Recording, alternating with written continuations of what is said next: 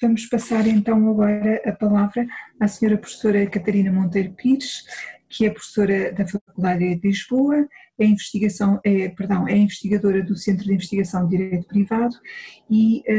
trabalha sobretudo nas áreas de Direito das Obrigações, Direito Comercial e Contencioso. Vai-nos falar sobre a impossibilidade de alteração das circunstâncias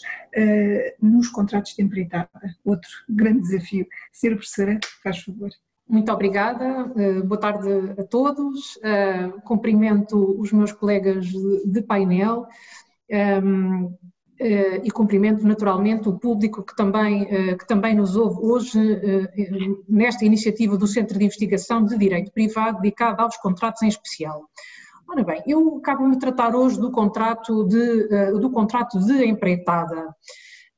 Uma primeira reflexão é de que não suscitam hoje grandes dúvidas que com a declaração da pandemia pela Organização Mundial de Saúde em 11 de março de 2020, que abstratamente a pandemia pode ser qualificada como um caso de força maior, portanto abstratamente é um evento qualificável como um evento imprevisível, como um evento inevitável, ou se quisermos de acordo com as tendências mais modernas, pelo menos como um evento inevitável e que por isso tendencialmente reúne os requisitos da força maior. Do mesmo modo, também não restam dúvidas que no dia 18 de março de 2020 foi declarado o estado de emergência no nosso país e que na sequência dessa declaração foram aprovados vários diplomas legislativos para fazer face à pandemia, que implicam limitações em várias atividades económicas. Ora bem, se este cenário pode ser fixado como um cenário verdadeiro, a verdade é que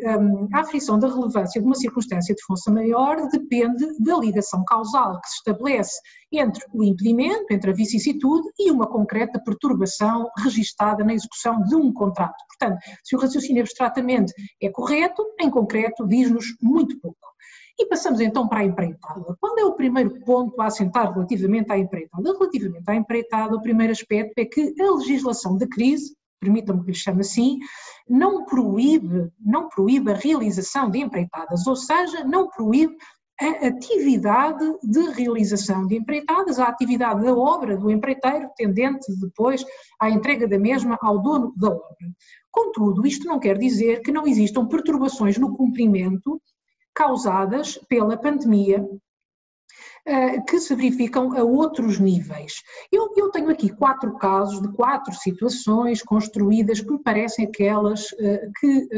poderão verificar-se com maior regularidade. No primeiro grupo de casos, o empreiteiro não tem meios para cumprir, ou seja, ele pode cumprir abstratamente, mas não dispõe, por exemplo, das matérias-primas que projetara utilizar na obra. No segundo grupo de casos, o empreiteiro dispõe de facto dos meios para realizar a obra, mas vê-se confrontado com custos superiores àqueles que inicialmente projetara. No terceiro conjunto de casos, a obra deveria ser realizada num estabelecimento ao qual não é possível acesso durante a pandemia. Seja porque está fechado, seja porque está com uma utilização dedicada apenas a situações de controle pandémico, como é o caso dos hospitais. Num quarto grupo de casos, podemos pensar em situações em que o resultado visado pela empreitada para o dono da obra já não pode ser atingido. Como é intuitivo, destes 4 grupos de casos, os 2 primeiros respeitam abstratamente as circunstâncias da esfera do devedor e os 2 últimos abstratamente as circunstâncias da esfera do credor. Importa, porém, situá-los com rigor dentro dos vários quadrantes em que se movem, e abstratamente movem-se em 4 quadrantes: na mora, na impossibilidade, na alteração das circunstâncias e numa quarta figura que não me parece assimilável à alteração das circunstâncias, que é a onerosidade excessiva.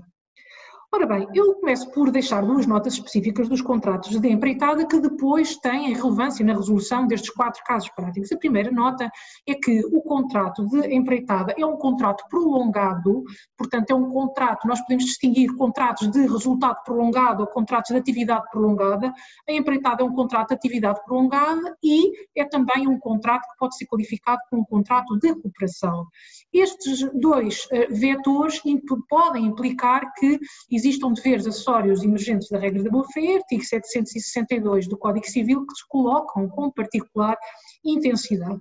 Uma segunda nota é que os contratos de empreitada, pela sua relevância prática e económica,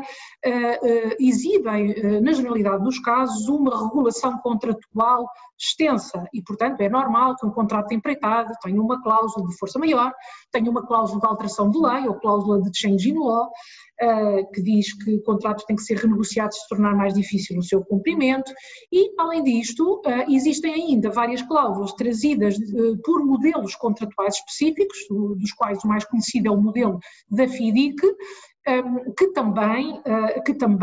densificam a prática contratual através de determinadas regulações. Naturalmente que perante isto há que reforçar uma linha que me parece evidente à luz do nosso Código Civil, a da tendencial prevalência da solução contratual em relação à aplicação do regime legal, que também tendencialmente reveste uma natureza dispositiva. E posto isto, e tendo estas duas notas em consideração, eu começaria por resolver muito brevemente, naturalmente, estes 4 casos, tomando sobretudo a preocupação de explicar que a solução destes casos pode não ser tão óbvia como à primeira vista parece. O primeiro caso, o empreiteiro não dispõe de meios, não dispõe das matérias-primas que iria utilizar, porque essas matérias-primas viriam de Itália ou viriam da China e, portanto, não consegue aplicá-las na obra. A obra fica parada, registra-se um atraso, há uma frente da obra que fica paralisada. Bom, naturalmente que esta situação pode oscilar entre a mora do devedor, nos termos do artigo 804, número 2 do Código Civil, e a impossibilidade não temporária não imputável ao devedor, artigo 792, número 1 do Código Civil. Será que é esta a solução? Bom, e qual das duas normas será efetivamente aplicável? Eu aqui queria deixar duas notas. A mais simples é de que, para distinguir uma mora do devedor de uma impossibilidade temporária, nós temos que apelar ao critério da imputação, que em relação ao devedor, genericamente reconhecido no direito português, é o critério da culpa. E, portanto, nos termos conjugados dos artigos 792, número 2 e 487, número 2 do Código Civil, a culpa afere-se de acordo com a diligência do pai de família nas circunstâncias do caso concreto e, portanto, há que verificar se o devedor praticou ou não com culpa um ato omissivo ou comissivo do qual resulte o atraso. Só que não é tão simples assim, porque a aplicação da medida da diligência projeta-se numa determinada prestação e, portanto, é fundamental, ou tão fundamental quanto a aferição da culpa, o saber qual é o objeto da prestação. E aqui nas empreitadas surge uma distinção que me parece fundamental entre obrigações de fazer de caráter genérico e obrigações de fazer de caráter específico. O Código Civil reconhece obrigações genéricas e obrigações específicas, sobretudo a propósito de obrigações de dar, mas não se exclui, nem na doutrina portuguesa, nem na doutrina alemã, a possibilidade do reconhecimento da categoria das obrigações genéricas de fazer. Ora, numa obrigação genérica de fazer, está em aberto a prestação concreta a realizar pelo devedor. E estando em aberto a prestação concreta a realizar pelo devedor, num contexto como este, em que a matéria-prima proveniente de um determinado país não consegue efetivamente chegar a Portugal, a circunstância da qualificação da obrigação como uma obrigação genérica de fazer importa um maior risco a cargo do devedor. Portanto, há aqui uma situação muito peculiar, ou seja, se a obrigação genérica dá mais maleabilidade, por um lado, ao devedor para cumprir, é verdade, o programa obrigacional, por outro lado, também o obriga a manobrar e a organizar os seus dispêndios de uma forma mais ampla, porque não porque a medida da culpa seja diferente, mas porque o objeto potencial da prestação é mais amplo. E, portanto, eu só poderia resolver este caso prático depois de qualificar o objeto da prestação, se é um contrato-chave na mão, se não é um contrato-chave na mão, se os vários segmentos da prestação de empreitadas representam obrigações genéricas de fazer ou obrigações específicas de fazer. O segundo caso prático é o caso prático em que o empreiteiro suporta custos que são superiores ao esperado. Ora bem, esta é a situação também muito conhecida, da chamada superação dos dispêndios, como tem sido designada na doutrina alemã, e que haverá naturalmente que verificar se o contrato de empreitada é um contrato de preço fixo ou se não se baseia numa componente de preço fixo, mas eu alerto que o Supremo Tribunal de Justiça português já considerou que a fixação do preço é meramente tendencial e, portanto, não exclui em absoluta possibilidade de modificações do programa contratual nem de modificações do preço da empreitada. E perante esta jurisprudência, que é relativamente recente, não tem mais de uma década, do Supremo Tribunal de Justiça, pode perguntar-se se o artigo 437 do Código Civil tem ou não aplicação neste contexto, ou seja, se no direito português o artigo 437 dá resposta às situações de mera superação de dispêndios em relação àquilo que inicialmente se projetara. Ora bem, eu começo por dizer que o artigo 437 depende, na sua base, de uma leitura do plano de risco do contrato e, portanto, a circunstância da existência ou não de uma cláusula de preço fixo é irrefutável nessa perspectiva e, portanto, eu consideraria muito difícil a aplicação do Código Civil na existência de uma cláusula de preço fixo. A mesma coisa se o contrato contiver uma cláusula de remédio único que afaste os mecanismos legais, designadamente o mecanismo do artigo 437. Isto como soluções tendenciais, mas logo no próprio artigo 437 também se registra um outro problema da sua aplicação a este grupo típico de casos. É que o artigo 437 dá resposta a perturbações graves da paridade, a perturbações supervenientes, graves, da equação económica originária. Como o professor Oliveira Ascensão dizia, está em causa a justiça concreta da relação. Portanto, não está em causa um mero desvio ao plano de dispêndios do devedor. Em regra, a mera onerosidade ou o mero esforço adicional do devedor resultante da circunstância de ter falhado o seu plano de dispêndios, o seu plano de despesas, é uma circunstância que a si é imputável e é imputável até ao limite da exigibilidade. Acima do limite da exigibilidade temos uma figura do incumprimento não culposo do contrato, mas que nem por isso deverá ser qualificada como uma alteração de circunstâncias. O terceiro grupo de casos é aquele em que a obra não se realiza porque há um impedimento de acesso ao estabelecimento onde a mesma iria decorrer. Ora bem, nesta situação, nós oscilamos entre dois quadrantes, entre o quadrante da mora do credor, previsto no artigo 813 do Código Civil, e, uma vez mais, a impossibilidade temporária consagrada no artigo 792 do Código Civil, enquanto a impossibilidade temporária não imputável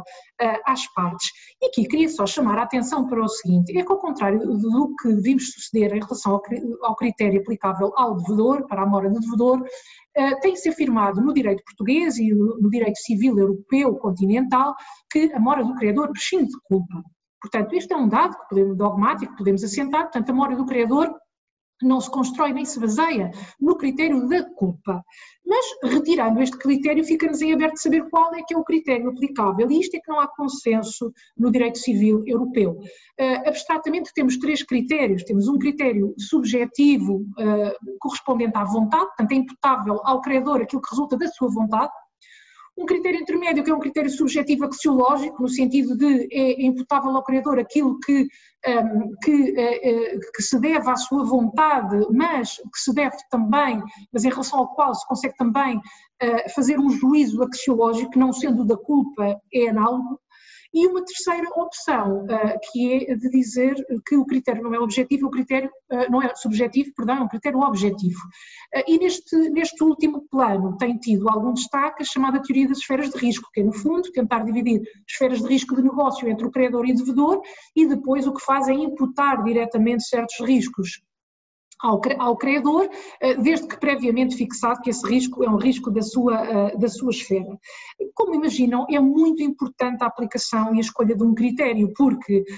no final do dia estaremos a discutir a aplicação ou não do artigo 816 do Código Civil sobre as maiores despesas e, portanto, a escolha do concreto critério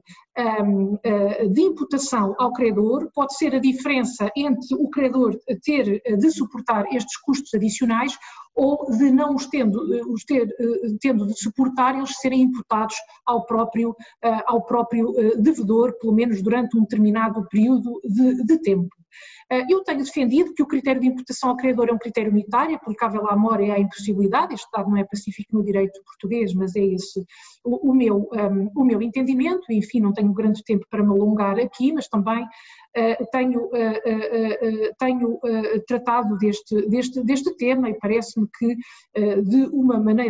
maneira geral conseguimos enquadrar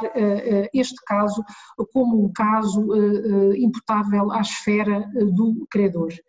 Num quarto caso, temos uma situação em que o resultado que se visa atingir já não se consegue alcançar. Dito assim, estas situações podem ser situações de mera desistência da empreitada, caso em que aplicaríamos o artigo 1229 do Código Civil, ou verdadeiras situações de frustração do fim. Pensando nestes casos da frustração do fim, julgo que é importante aplicar aqui dois testes. O primeiro é saber qual é a ligação entre o fim abstrato do credor e o fim contratual, portanto é uma ligação entre um resultado e o conteúdo do contrato, e o segundo é a ligação entre um concreto impedimento e a frustração exata desse fim. Se nós chegarmos à conclusão que o contrato é um contrato finalizado e se chegarmos à conclusão que existe de facto uma circunstância que impede a consecução desse fim, a empreitada dispõe de um regime especial em relação ao regime geral do Código Civil, que é o regime do artigo 1227. E recordando a todos o que diz o artigo 1227, o artigo 1227 do Código Civil, o que diz é que se a execução da obra se tornar impossível por causa não imputável a qualquer das partes, é aplicável o disposto no artigo 790, portanto até aqui fala da prestação, mas depois diz, tendo porém havido começo de execução, o dono da obra é obrigado a indemnizar o empreiteiro do trabalho executado e das despesas realizadas, ou seja, num caso normal de impossibilidade definitiva não imputável às partes, o devedor não receberia este valor. E aqui é um caso de impossibilidade definitiva não imputável às partes, em que o devedor recebe um determinado valor. Não é o valor da contraprestação, mas é o valor do trabalho executado e das despesas realizadas.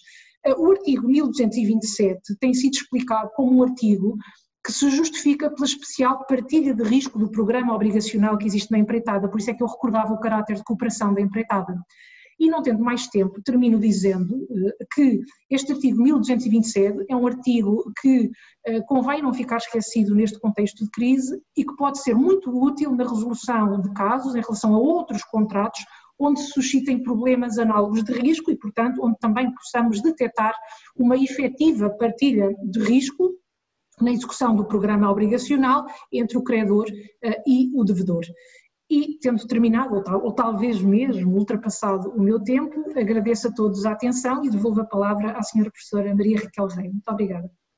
Sim, professora, muito obrigada. Obrigada pela clareza da sua exposição num contrato que é muito difícil, é um contrato desafiante na teoria e muito desafiante na prática também.